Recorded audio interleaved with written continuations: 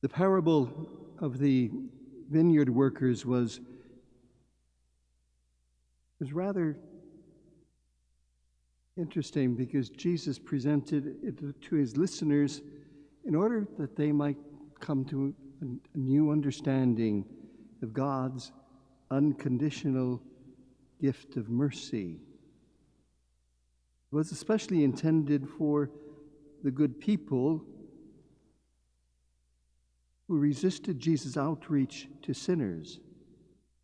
They couldn't understand why God would love sinners as much as those who have been obedient all their lives. They were the workers who had worked all day in the heat of the sun for the promised full wage. Why should latecomers and slackers enjoy the same full pay they had earned? The parable applied again a generation later to Jewish Christians who wondered how Gentile converts could be welcomed into the church without having to observe the Mosaic law that they had to keep. The cry against such unlimited mercy for everyone, "It isn't fair," has echoed through history. How can God set aside the virtuous people who thought that they were better because they had somehow earned heaven?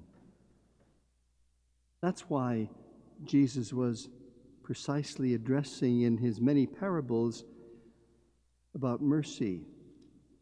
No one earned eternal life in God because it is a gift. Eternal life is a gift. Virtue is its own reward, and vice is its own reward, its own punishment. The essence of divine life is love, which is the very nature of our God. God's love is offered to saint and sinner alike. Only those who cannot bear such unconditional love will be excluded, not by God.